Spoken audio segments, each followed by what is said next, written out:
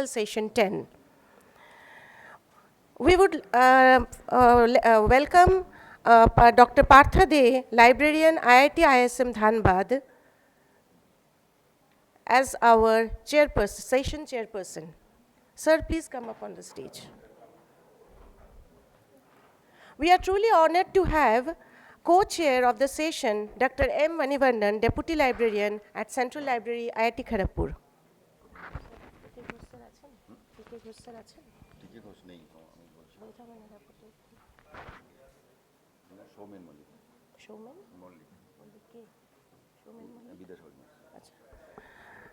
For this session, our rapporteur is Soumen Malik from Vidyasagar University. Sir, please come and take your seat.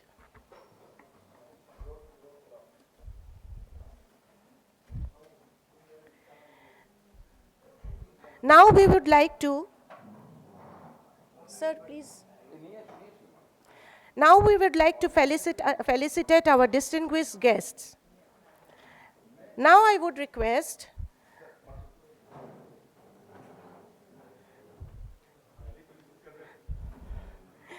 Dr. Partha De to receive a token of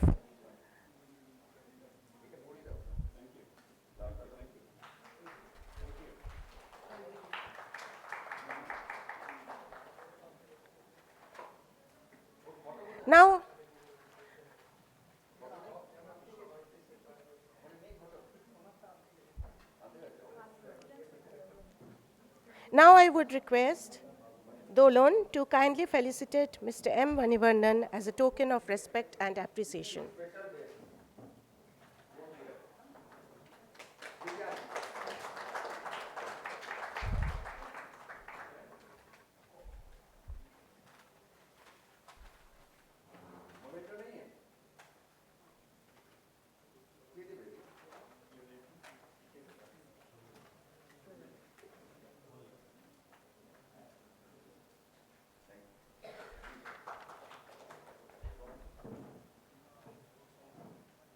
Now I would request Jayasree to kindly felicitate Sir.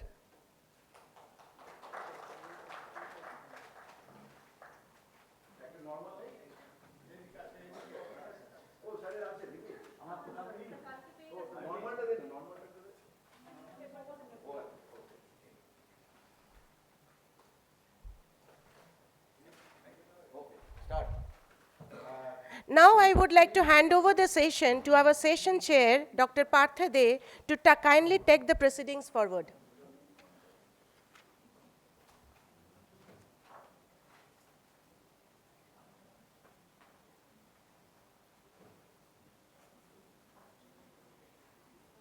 Hello.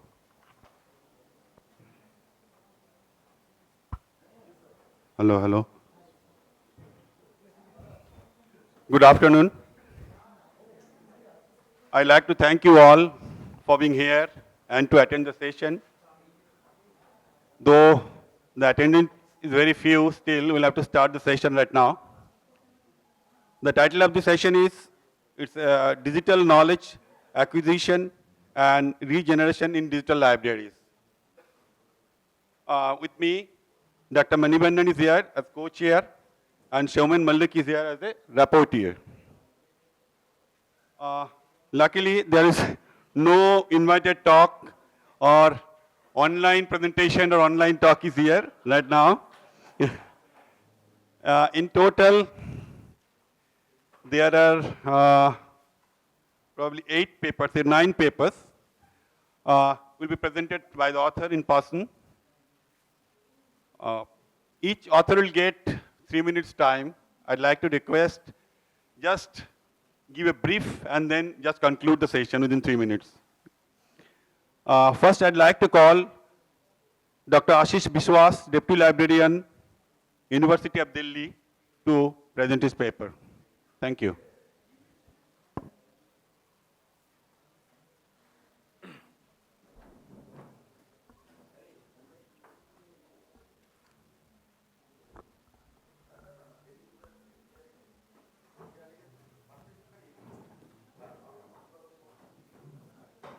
Changer है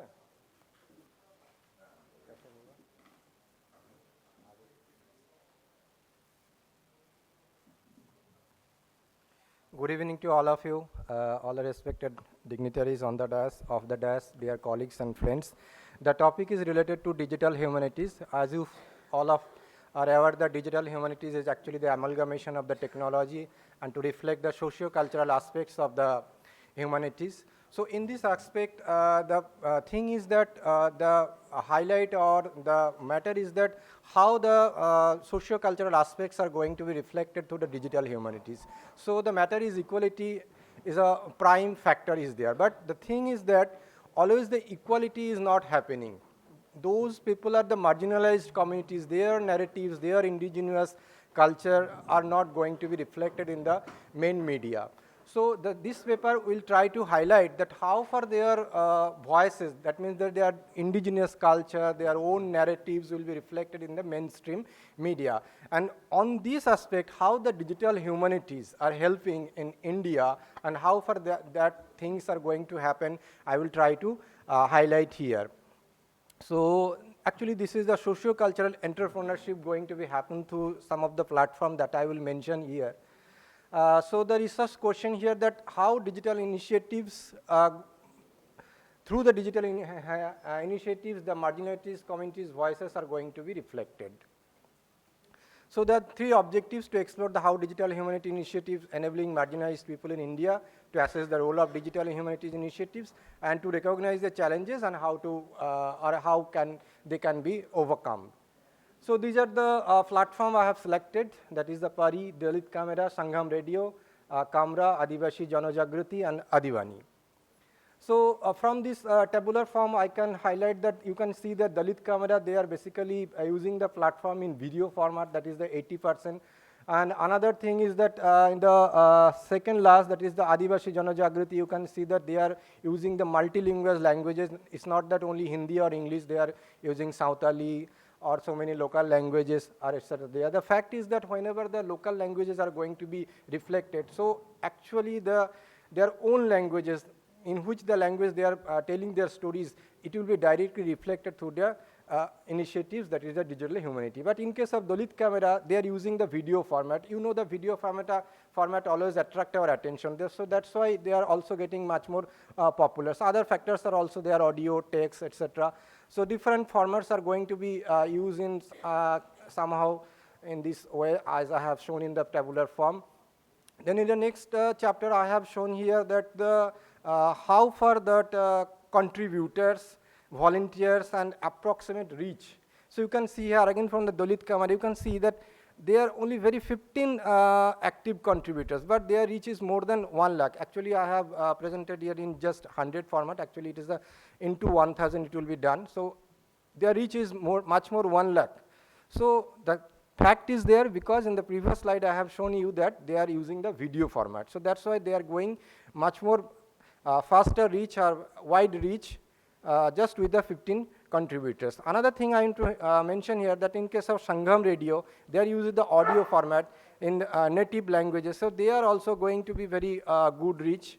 Pari is also doing reach, that is the 50%.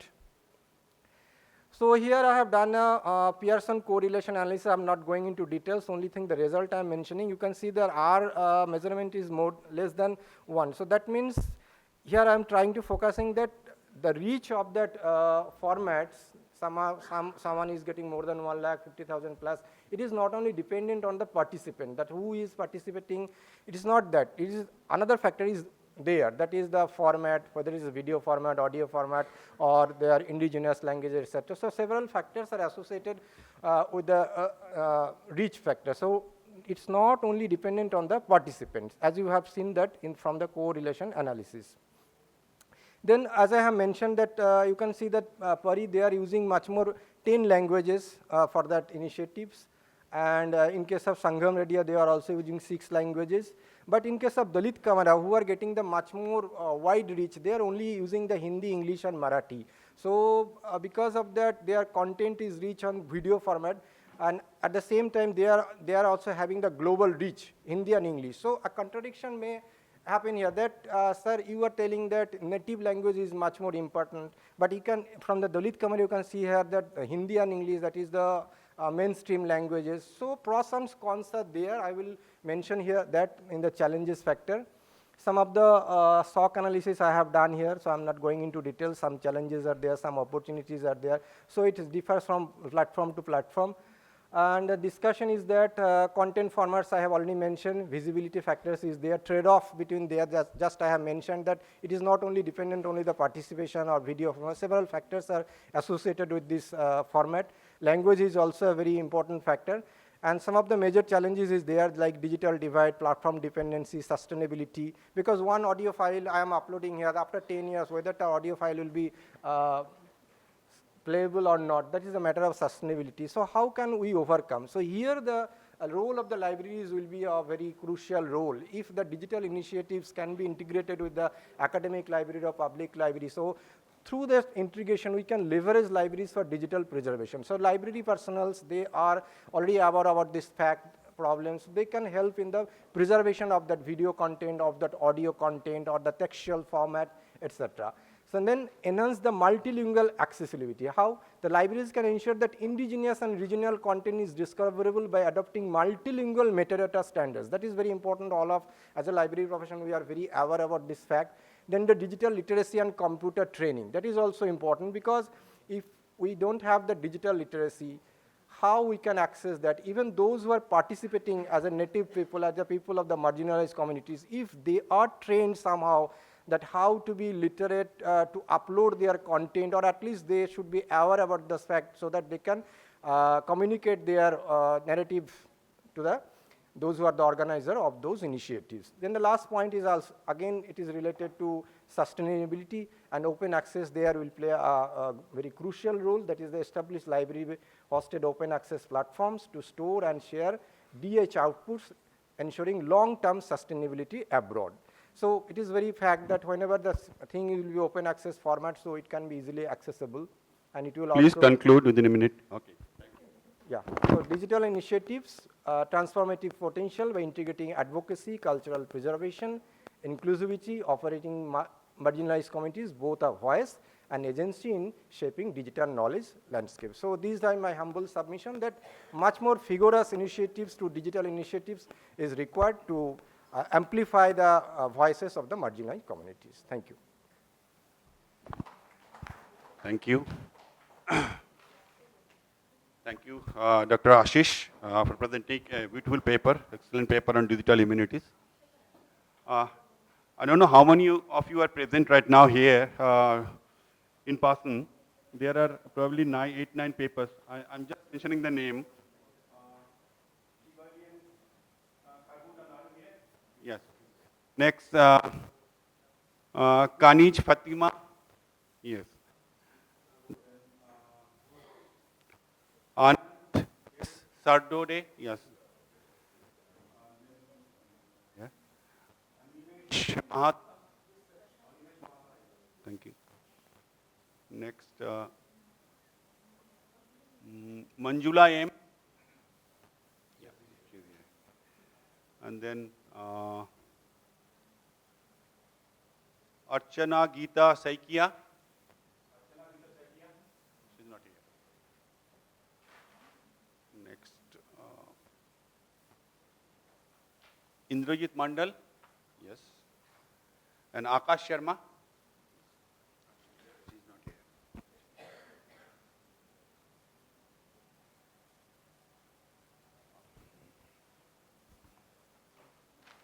So I request all of you to please conclude a paper within 3 minutes. Now I'd like to call Shibalian Karbudon to present her paper.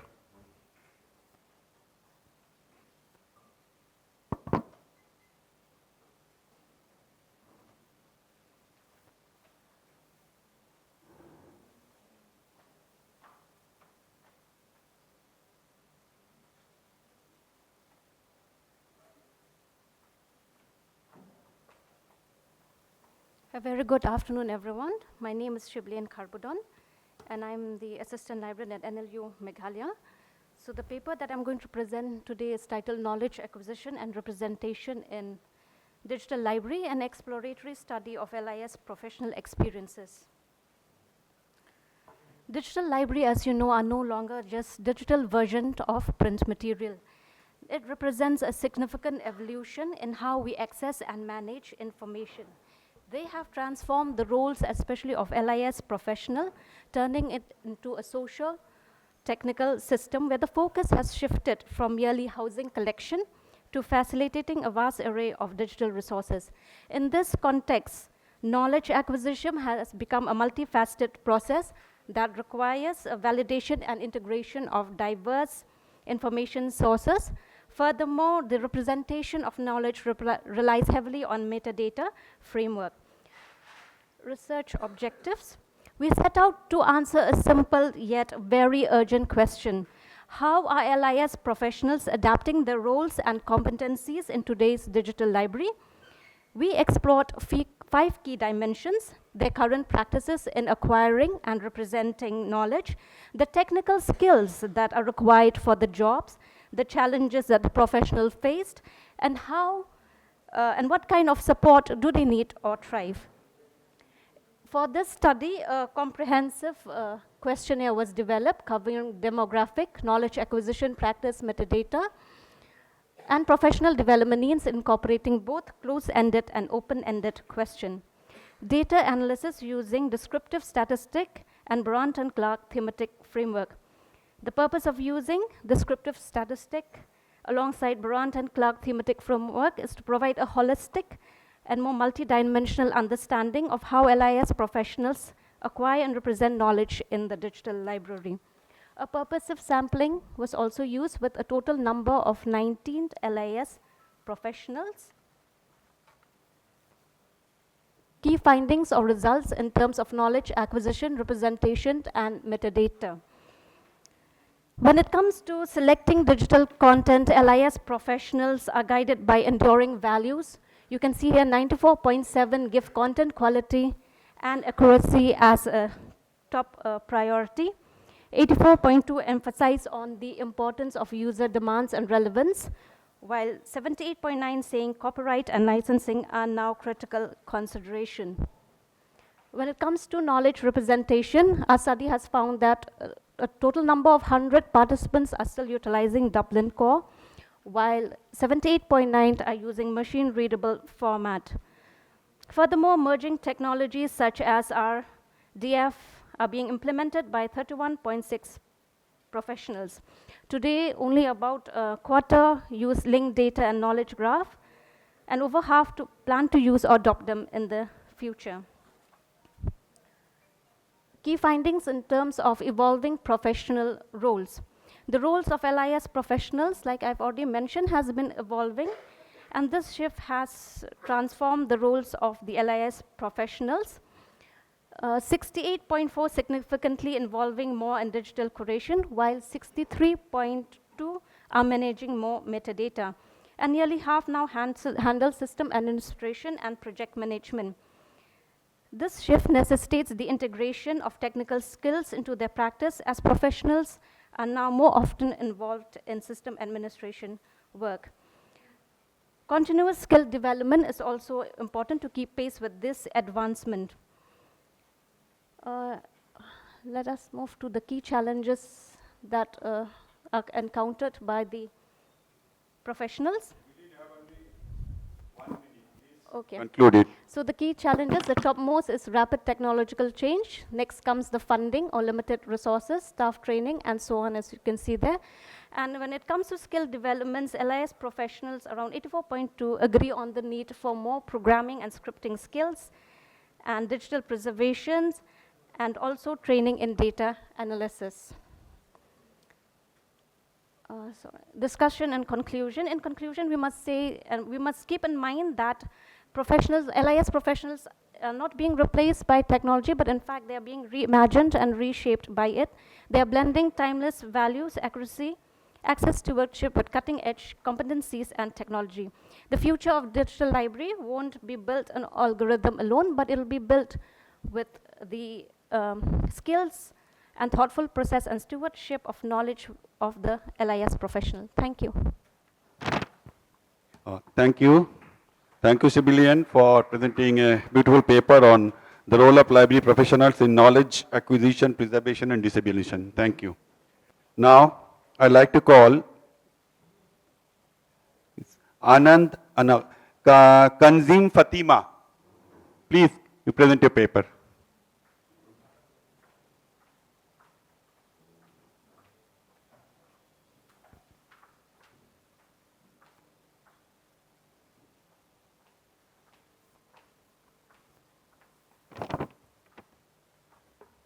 Good evening, distinguished guest on the dais and of the dais.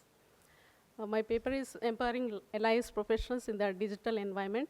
This is a case study of Ramesh Mohan Library, EFL University. Going directly into the objectives of the study, this paper discusses the advantages of digitization through emerging technologies, the initiatives taken up by the university library, the skills needed by the library professionals, and also the need to implement the emerging technologies and in-house training of LIS professionals in implementing the said initiatives. As I said, this is a case study. The information has been pulled out from the annual reports of library and the university annual reports. These are some of the initiatives of Ramesh Mohan Library. As you all know, I'm not going into deep of this. Need for empowering library professionals with digital library skills. There is need for digital literacy, need for database management, need for digital preservation, need of metadata management to train the staff, and need of implementing artificial intelligence and machine learning in application. Then there is also need of data analytics, like staff has to be trained on data analysis, visualization, etc. Communication skills, there is need to enhance communication skills for effective interaction and collaboration. And there is a need of teamwork and partnership building, and also a larger need of recruitment. Our university library has 33 posts, but 25 posts are vacant till now. And for more than 15 years, we did not have a full-time librarian. Just a week ago, she has been appointed. Enhancing LIS professional skills through in-house training. There is a need to enhance the digitization skills, that is scanning, processing, preservation, etc.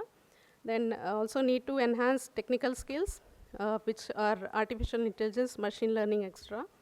Then management skills, like project management, quality control, digital resource management. Then soft skills like communication and teamwork and user management. And also larger need of training on copyright violations. The findings are that there is a lack of training, like inadequate training. We had very less kind of training on to address the evolving digital technology needs. Then hands-on training needed. That is, staff requires practical training and sessions to develop their technical skills. Emerging technologies, like professionals have to adopt technologies like AI, machine learning, chatbots, etc. Information overload. Librarians must develop strategies to manage and disseminate vast amounts of digital data and open educational resources. Dearth of staff, as I already mentioned, there is very less staff. Only 8 of us are there in the university library. Recommendations. I would like to recommend that there should be regular training sessions, like how to organize the library and all. Then expert trainers. The university has to invite experts in digitization and digital library. Then continuous evaluation, like regularly assess training effectiveness and update training programs as needed. Strategic planning to leverage the digital resources and technologies, and also collaboration and partnership. Coming to the conclusion part, data management. Libraries face challenges in storing, archiving, and ensuring long-term usability of digital resources. And also there are financial constraints, like acquiring and maintaining digital resources pose significant financial burdens, like every university face. and also the preservation and usability. Ensuring long-term preservability and usability of digital resources is crucial. Thank you. Thank you, Kanij, for presenting a case study on empowering library professionals in the digital environment. Now, I'd like to call Anand R. Sarode to present your paper.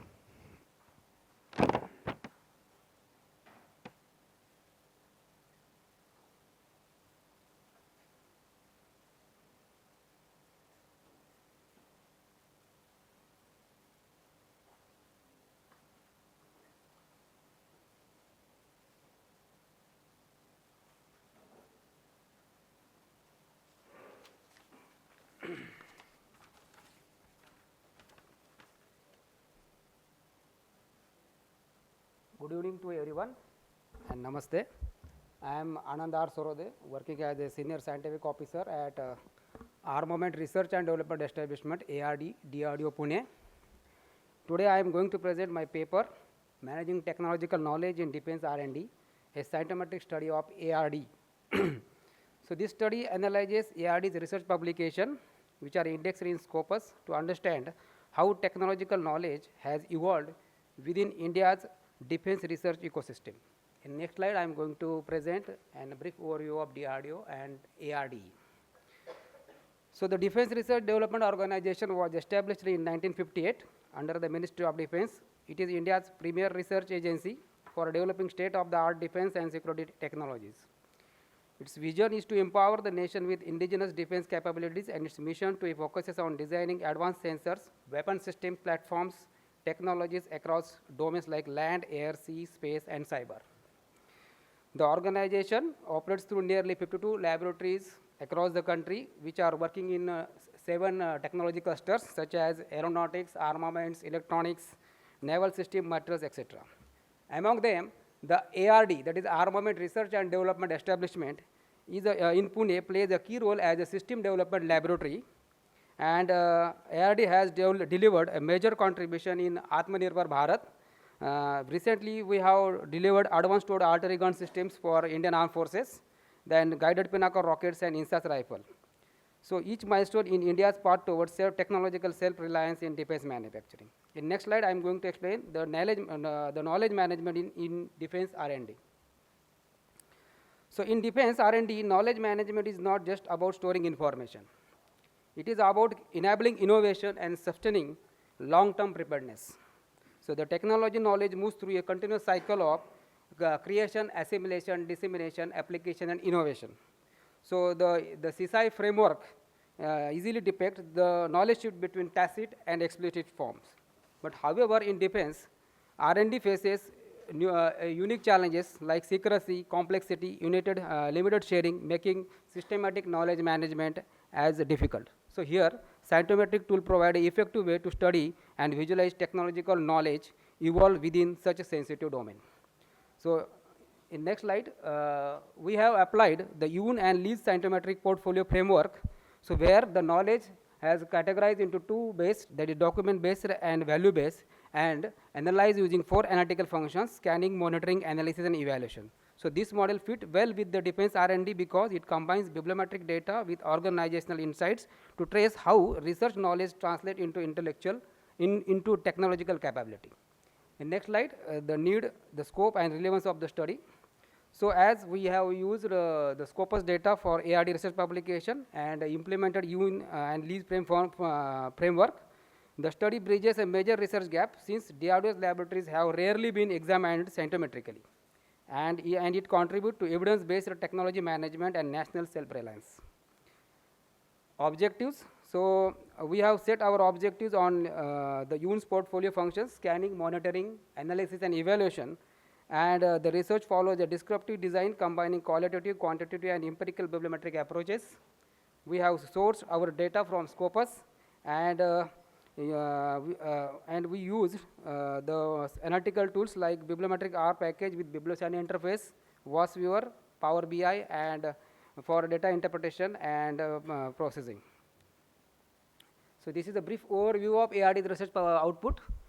And in next slide, in-depth analysis using 4 analytical functions, which we have implemented for analyzing the data of ARD.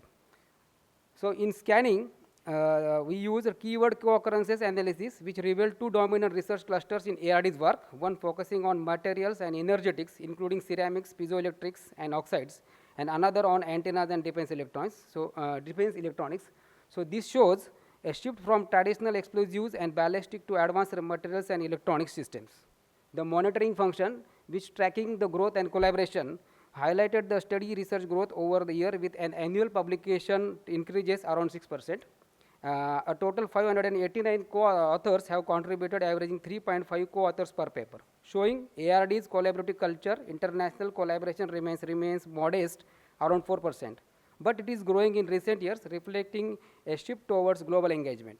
Under analysis function, where we have analyzed the co-citation network and multidimensional scaling, traced ARD's intellectual root, where the most co-cited works were in piezoelectricity, ferroelectric materials, and antenna design, indicating a deep integration between material science and weapon technology. These connections reveal how ARD's research output influence under defense technology domains. Finally, the evaluation function identified the most cited papers and influential contributors within ARD. Citation pattern shows a consistent recognition of its research in high-impact defense and materials journals. Collectively, these results demonstrate ARD's transformation from a traditional armament laboratory into a multidisciplinary R&D center, combining material, electronics, and system design innovations. In last conclusion, last slide. Conclusion. So, to conclude, UN Scientific Portfolio Framework provide a robust framework evaluating ARD's research technological base. So, going forward, incorporating data classified under classified project reports, patents could offer a more complete picture of knowledge creation in DRDO, because we have included only Scopus Index publication, but there are a lot of data which generated within the lab, but due to the security restrictions, that data we cannot bring in public domain. But that should be also one of the big study for DRDO, and such integrated studies will help strengthen the strategic foresight and support India's pursuit of Atmanirbhar Bharat in defense technology. This is our knowledge repository, which we have hosted in our ICAT, that is the Information Center for Armament Technology. It is a central library of ARD, hosting nearly 60,000 print publications, which are available for our ARD scientists. And they are all available in print as well as in digital format. They can access through Lipsys Web OPAC. Similarly, we are maintaining digital library on DSpace 6.4 version, and here we have consisting of nearly 160 plus thousand digital records, which are categorized under 7 major communities and under 33 collections. So all these resources are available for our ARD scientists 24/7 on ARD intranet only. Thank you for giving me an opportunity to present our this paper in this forum. Thank you very much. Jai Hind. Thank you, Anand. We all know that all the DRDO libraries in India are doing a lot for preserving the knowledge related to defense technology. Thank you, Anand, for presenting a paper in this area. Now, I'd like to call Animesh Mahata to present his paper.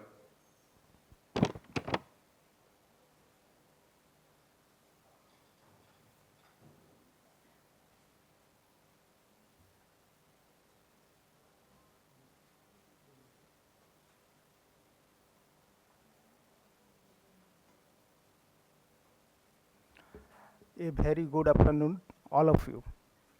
Respected chair, co-chair of these sessions, dignitaries, and dear participants. Our paper is on NDLI and Kendriya Vidyalaya libraries, establishing a common knowledge ecosystem.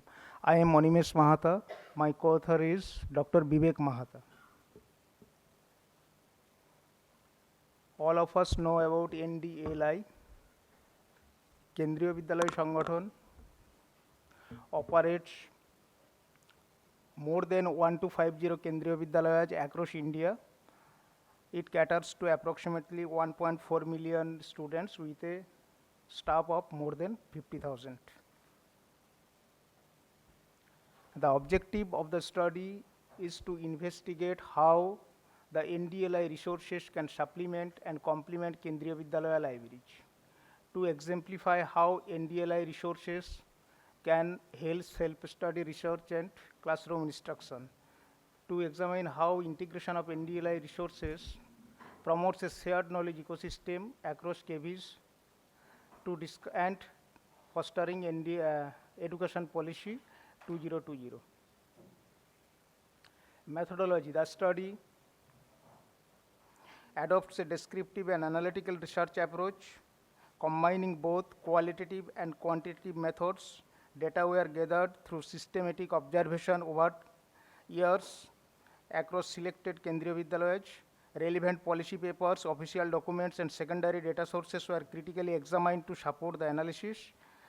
A comparative evaluation was conducted between traditional library system and emerging hybrid digital model to understand their functional and pedagogical effectiveness. Case examples, particularly from KV IIT Kharagpur, was incorporated to illustrate best practices and highlight innovative transitions in digital library management. In traditional library, there was everything manual, catalog, classification. To access the documents, only physically physically present was required. And now in the hybrid mode, web OPEC is available and circulation is done online. It is cloud-based and NDLI resources is 24/7.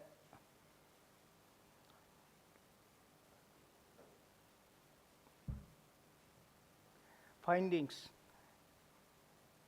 The study reveals that integrating NDLI with Kendriya Vidyalaya libraries significantly enhances their academic and digital capacity.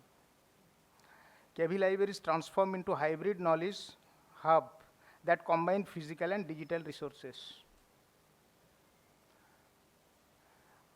Our learners often get confused to find relevant documents. By becoming an empathetic guide for learners, all the links from NDLI e-resources collected and placed in one place. It is an example, competitive exam, JEE Main, NEET UG, and for textbooks, physical documents, QR code tagged for supplementary reading.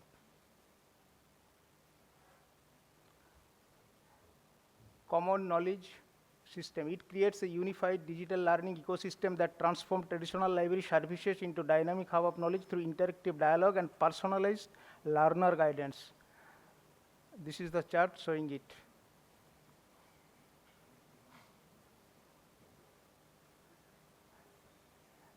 These are the ways the learners, the users of the library gets access of NDLI resources, and the resultant outcome is fostering reading habit, developing critical thinking, enabling independent learning, and promoting lifelong learning. These are the challenge, these are the limitation. Study reveals that availability of basic requirement is not uniform across all KV libraries. Need dedicated section for digital access, need high-speed internet connection with necessary hardware, need NDLI club registrations. The research output. The study demonstrates a progressive framework that connects NDLI resources with Kendriya Vidyalaya libraries, shaping a hybrid library model that harmonizes physical and digital learning environment.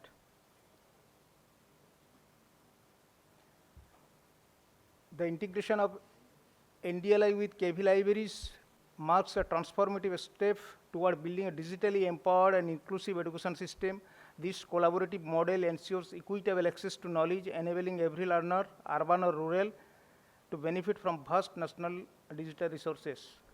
It is inclusive and tech-driven education, promotion of lifelong and independent learning, empowerment of librarians, and towards Dikshit Bharat 2047. The integration towards KB libraries into vibrant knowledge ecosystem, aligning with NEP and aligning with the national vision of digitally advanced knowledge driven towards India towards Viksit Bharat 2047. Thank you. Thank you. Thank you, Animesh, for presenting our paper on National Digital Library of India and Kendriya Vidyalaya. They are establishing a common research ecosystem. Now, I'd like to call Ms. Manjula to present a paper.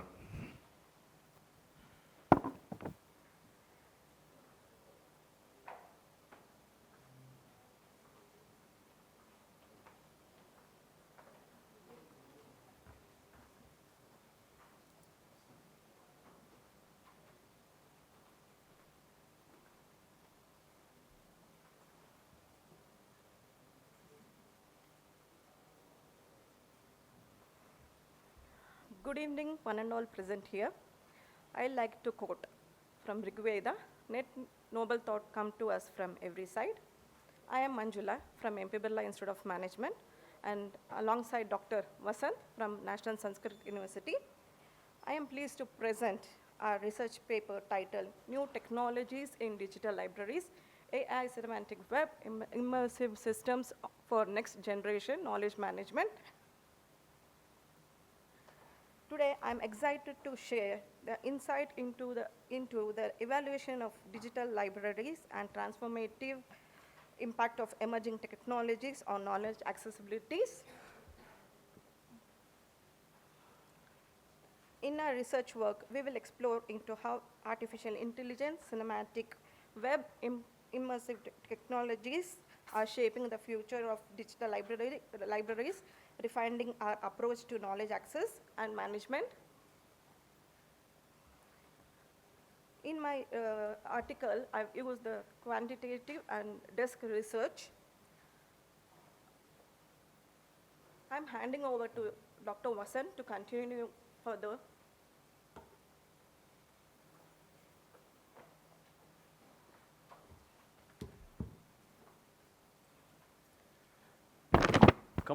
Welcome, Dr. Basan. Please present. Coming to the digital principles, we have taken only for modular and interface and user-centered. If you want for some choice about the platform, there's open sources available for that.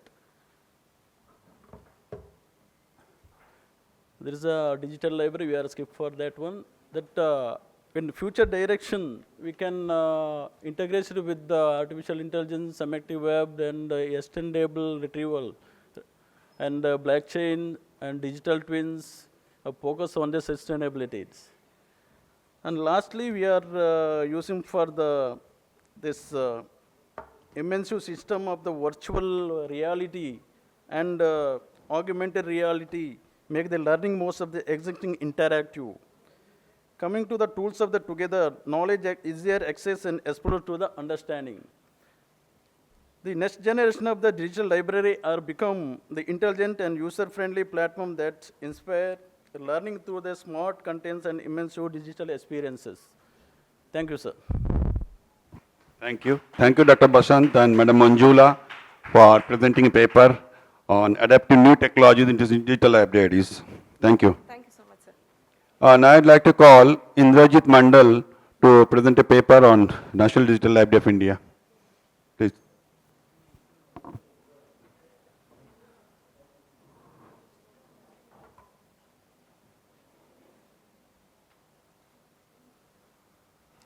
A very good afternoon to all of you, and hope you are enjoying food and cultural events along with the technical sessions. I am Indrajit Mandal from National Digital Library of India. So in this session, before me, majorities of the author discuss about the sustainability. So here I want to discuss in brief about the National Digital Library of India, a sustainable development in education. Means how National Digital Library of India help education towards sustainability.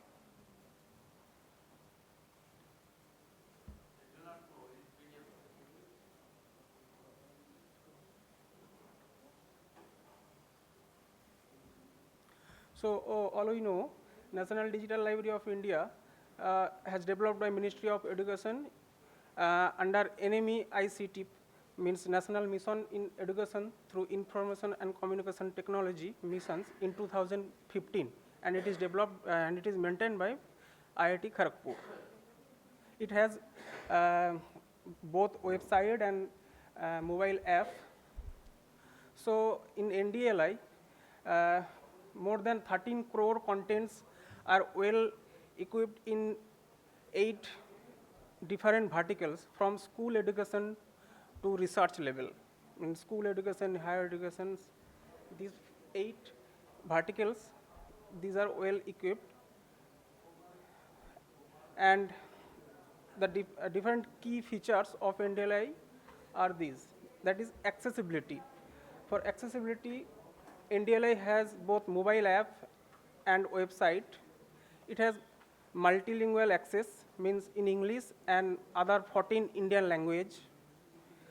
It has digital preservation center where we digitized rare records of cultural importance, and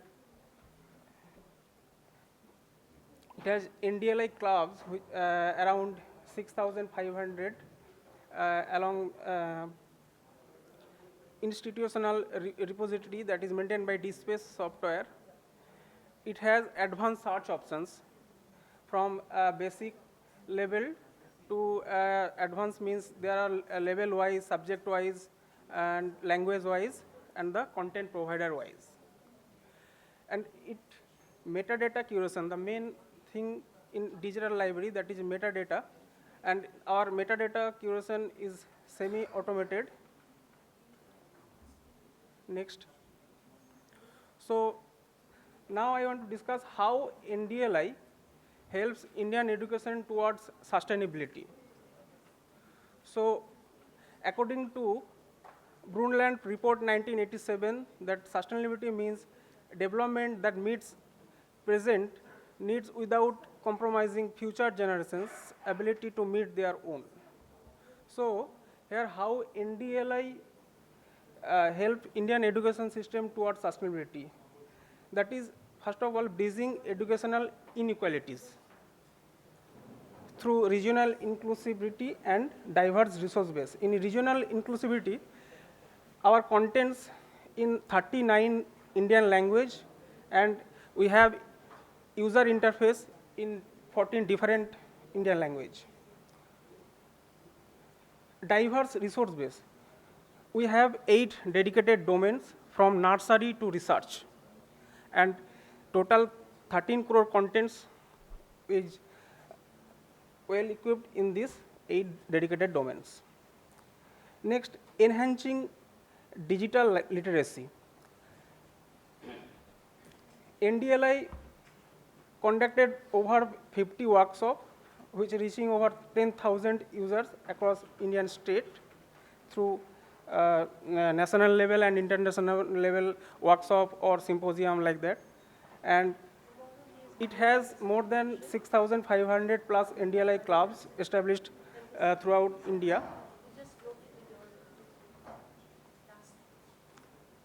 Expanding the reach of libraries. So it's a major, or we can say that major concern about the libraries, and it's a transforming phase from physical to digital. So our National Digital Library help in this situation, and we know National Digital Library of India is accessed anytime from anywhere. So it democratizes education and make it accessible to all. And it's a great example. We have seen that at the time of COVID-19, when everyone is in home, then our NDLI helps a lot for students for their education at home, and supporting integration with 21 state education boards with 12 more in development. Means 21 state boards are integrated in our NDLI, and also 12 are in development. Supporting academic and research communities, we have a dedicated research domain where major open access research materials are available in a mannered way. Anyone can find easily. And it is specialized collection for competitive exams like JEE, NEET, and UPSC. Encouraging lifelong learning. In NDLI, there are vocational training courses for skill development, general knowledge and self-learning materials for independent learners. Anyone can learn from NDLI from any time or at any age. And next one is preserving cultural heritage. So in NDLI, we have a dedicated team and setup for preserving and digitizing the cultural heritage, means the rare documents which are indigenous and very important for Indian culture. Integration of rare manuscript like Satyajit Ray's Kheror Khata, these all are preserving in our cultural domain of NDLI. And institutional digital repository hosting service, that is IDR service. We integrate more than 10 institutions in this service, and here what we do, the institutional which those have no digital repositories or they have some constraint in financially or any technically, NDLI help them and support them, guide them how to set up their own IDR. So these are the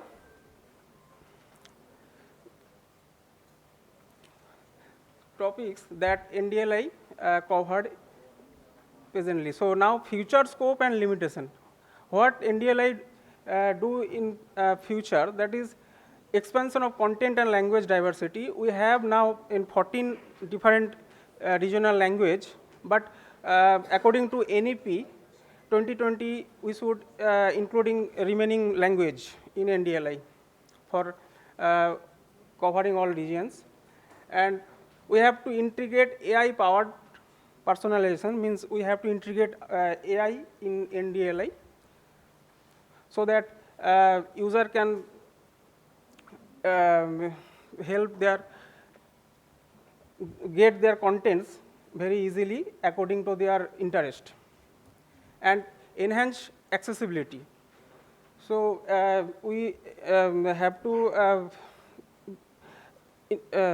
implement text-to-speech or screen reader support. Presently, we don't have these features, but future we have a plan to implement this type of accessibility in our NDLI. And offline access, because in interior regions there is internet is not available in that locations or very regions. So we have to focus on offline access or low bandwidth versions for rural areas. And the limitation, the major limitation is copyright and licensing issues, because we have seen that we get some great contents from different external sources, but there is some issues and limitation for their copyright restrictions. So many times we get it, or that process to integrate in our NDLI, it takes very much time. So we have to focus on that, how to manage. Thank you. So I want to say just one quote from Albert Einstein: the only thing that you absolutely have to know is the location of the library, and everything you get in NDLI. Thank you. Thank you. Thank you. Thank you. Thank you, Anand. Indrajit. Thank you, Indrajit, for presenting a paper on resource access and dissemination sustainability model to the academic and research libraries in India with the help of National Digital Library of India. Thank you. Now, I'd like to call Akash Sharma to present his paper.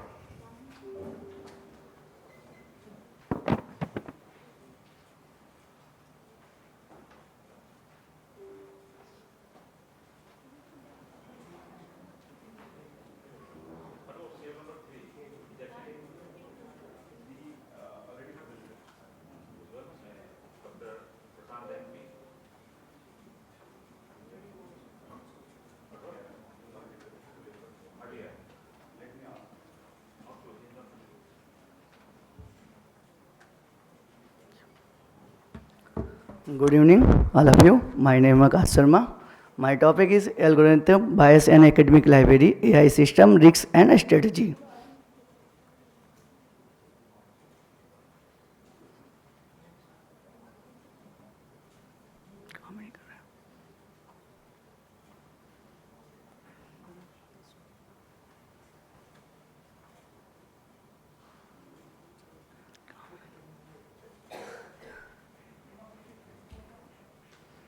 Keyboard क्यों? Next, an introduction. The integration of AI into academic library offers the great benefits of the efficient searches of and automated tasks. However, there are also risks and critical ethical question of the must address. Next, objective. To identify the risks of the algorithmic bias and the impact of equity, diversity, and the integration of the understanding knowledge of the AI and driven library system. And to next review and literature. Next, research methodology. The research design is the study will the employ of the sequential mixed method design combining quality and quantitative methodology in the comprehensive of the understanding the ethical environmental. The research will advance in the three phases. The first is the a qualitative study including the looking the documents and the talking experts, and second one the checking the number with the survey of the system analysis, and the phase in the combining of the comparing result against each other the benefits. So next, the data analysis, survey of the result, library perspective. Next. The AI system audit results and the discovery of layer 4.2 and qualitative bias testing frequency and data privacy compliance and user option. And the focus group of the theme analysis, the frequency of the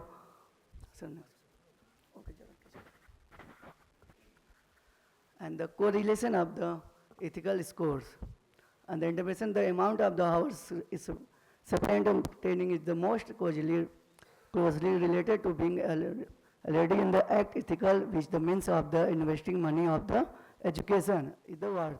This is the big link between the size of the library and the ethical practice, which means of the ethical process can use the matter of the big libraries. And the implementation of the challenging ranking. The major challenges are the not having the enough money or the technical components. People don't mind the ethical AI, that is the done will the matching the goods. And the cross tabulation and longitudinals. Next. And the comprehensive. The ethical risk score pattern analysis 8.7 and automatic correction 7.9 and the chatbot service 6.8 and research supposite 6.2 and administrative AI 4.5 and the urgency level 0 and the implementation complex in 0 overall. Next. And conclusion. The addition of the AI to the university libraries marks in the important turning point, the growth and of the this importance in place.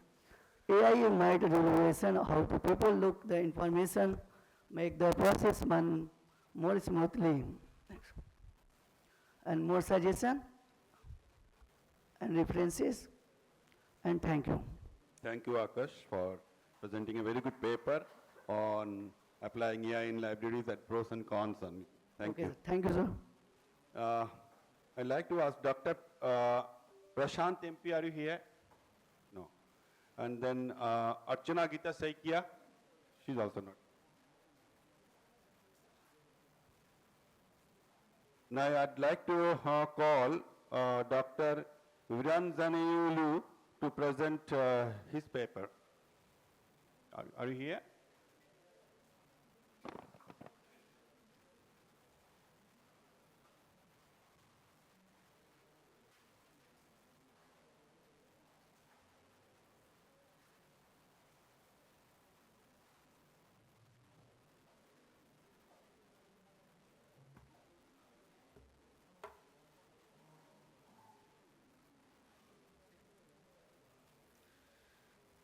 Good evening, everyone. Myself, Dr. Veeranjaneyulu, University Librarian from VIT AP University, Andhra Pradesh. I would like to present my paper on open education resources with a special reference to NDLA initiatives. There are next.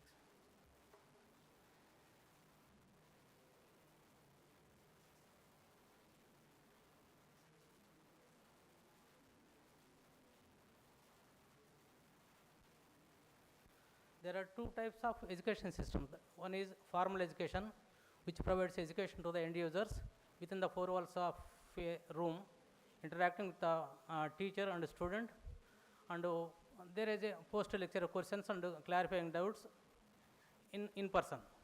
And one more is distance education, which provides through online. The online education is providing through various forms. And the institutions, individuals or institutions or any organizations providing their content through online by getting permissions from the Creative Commons licenses. With the help of information, the information and communication technology is coming in everywhere in the society. The ICT applications is available more and more on library services and sources.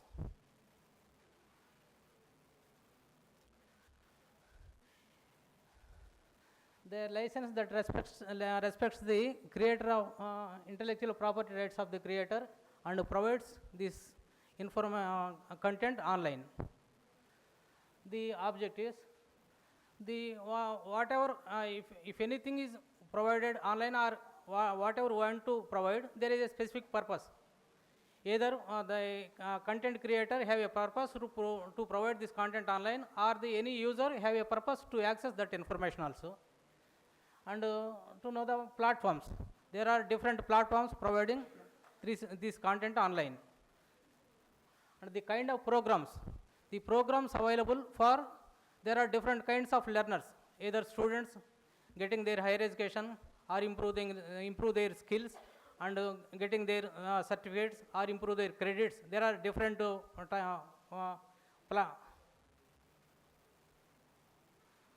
programs available in the open educational resources.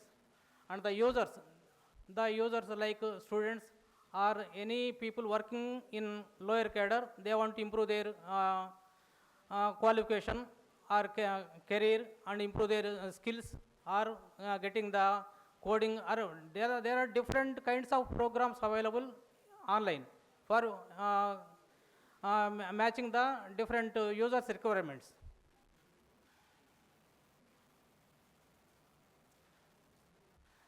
This is the diverse learning materials that are freely available and accessible. The license for reusable, revisable, and remix and redistribute and recreate the content. The content is available in full courses and modules and textbooks and videos, images and lectures, complete packages like full course with associated materials, and empowerment for students, professionals and lifelong learners.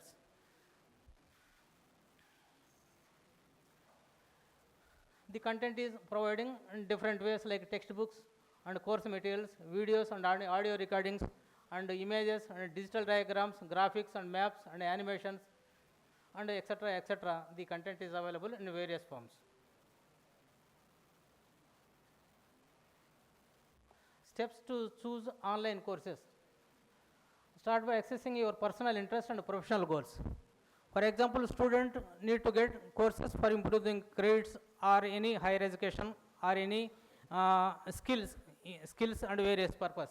And professionals want to complete these courses for better employment facilities or like such purposes.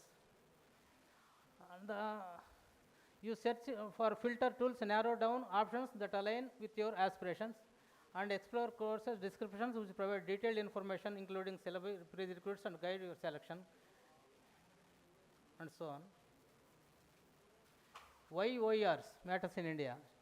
Accessible for remote and rural areas. See, in India there are so many remote areas which they are not getting for like such facilities like higher education, good education facilities, and good materials with the lack of internet or any advanced ICT facilities. So it may be cost effective for alternative for formal education, because many students are not able to get the good education in like urban areas and corporate education like that. But it will, the same content will be available through online for those people who are in underprivileged people also. Support for working professionals and marginal groups, and the role of achieving NEP objectives. In the NEP, there are excellent criteria that entry and exit in various stages. For those people want to complete their courses after a gap of some time, they want to pursue these courses or improve their skills through that open education resources. Allow them to create lesson plans and present reports and facilitate classroom discussions. And institution and individuals prepare design content to easy understand for online lectures. The content is providing either individual or institutions. Individual also can get the Creative Commons licenses and share their content. And many faculty members also sharing their content through various platforms. These are the Creative Commons license. There are 6 types of Creative Commons licenses by respecting the copyright of the creator. There are so many initiatives in India. NPTEL, I think many of all of you know about the NPTEL, National Program of Technology Enhanced Learning. This is the video material designed developed by former 7 IITs and IISc, and this NPTEL program monitored by IIT Madras. They have very good, earlier it was, they are providing in the hard disk all the videos. Now it is open access. Through internet they can access all the video lectures. It is the excellent video lectures for engineering and sciences also. There are SWAYAM courses. For the SWAYAM platform is providing various certificate courses. And Gyankosh is the Indira Gandhi National Open University is providing through Gyankosh. They are sharing their course content through that platform. And Vidyadan and virtual labs also. They are the labs which they want to experiment anything through that labs.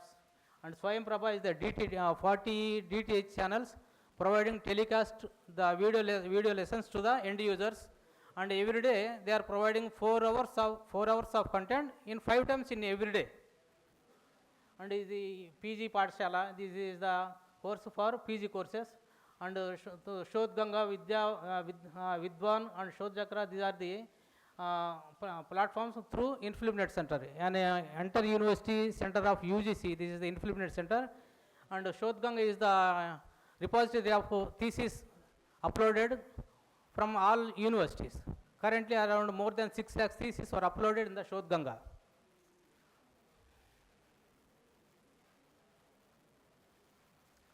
The open education resource platforms from outside India, the Commonwealth of Learning, they are the 17 special courses for school subjects only. And UNESCO, the open educational resources are the first, it was introduced through the UNESCO platform. Once the discussion was happened in the UNESCO, and edX, edX has connected with world-class renowned institutions, high quality online education like Harvard University, MIT, Cornell University, University of Hong Kong, Google and IBM, these materials. And this Allison and Udemy and Coursera, these are the various platforms for conducting various courses, and professional and lifelong learning by Harvard University courses, and HP Life and Khan Academy, and this is Dr. Viranjan, please conclude. Yes, sir. These are the way I think many people are presenting what are the different services from the NDL. Is a one library for all India, single source, single window knowledge repository, learning beyond library, beyond boundaries. And learners can find the right source with the latest information. And these are the various things and different formats also there for India, various languages in India and abroad. And for example, Please, sir, please conclude, sir, yeah, please. yeah. And one example, this is very good example for in the second one from the last one. When I listened a lecture from an expert that is V.V. Lakshminarayana, joint director from CBI earlier, while he speaks, there is a hard copy of newspaper published in 15th August 1947, which is available in public library in Vetapalam in Andhra Pradesh. He advised all the people to visit the library and see the newspaper, hard copy of the newspaper, which was published in 15th August 1947. But through that NDL, I accessed the e-newspaper, which is published in Bengali. First 3 pages were published Please, sir, about please the conclude, Indian sir. independence. Please conclude, sir. Please Yeah. conclude. Yeah, newspaper archives. Sir? Yes, sir.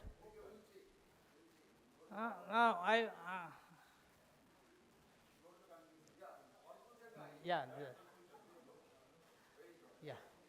The open education researchers, they write and well-framed courses designed and developed by institutions, universities, and the publishers to complete the unfulfilled dreams of people working in various organizations. The students and teachers want to improve their academic caliber. This fulfill Ranganathan's second law of library science. Thank you. Every course it's reader and every reader has a courses. Thank you, Dr. Viranjanulu. Thank you, sir. Thank you for Thank giving you. this Thank you for opportunity your for all the paper. organizers. Thank you, sir. Yeah, yes. Thank you, sir. Thank you. Yeah. Now we have come to the end of the session. Yeah, some very good papers are presented in this session.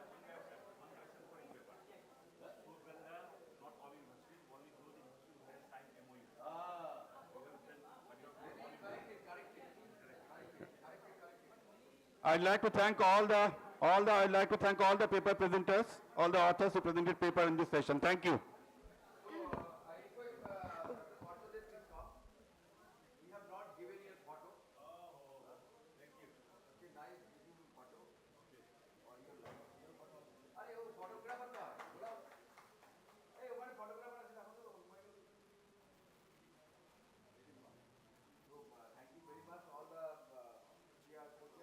Yes. We extend our heartfelt thanks to the speaker for sharing such insightful thoughts. Now I would like to request our esteemed speakers of this technical session to kindly come forward for the felicitation ceremony.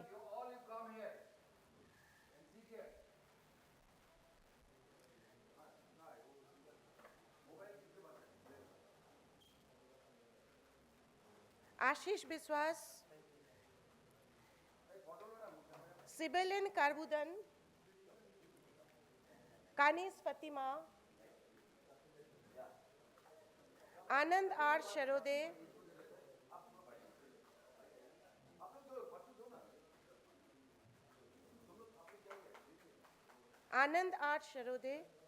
Animesh Mahata,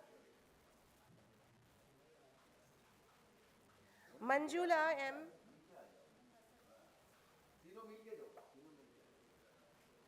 Indrajit Mandal, Akash Sharma, Dr. Viranjanulu,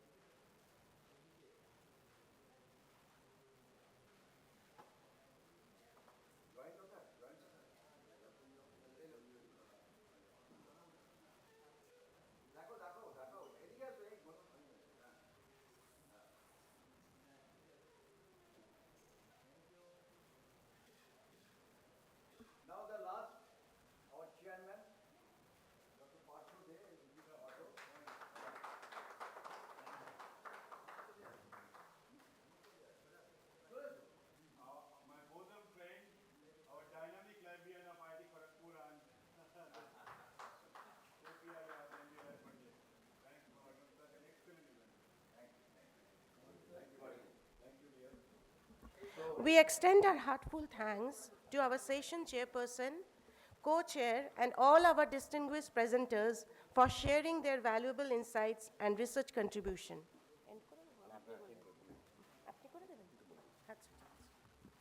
So I request all of you, please listen. Today I am very unhappy because most of the people, they have left.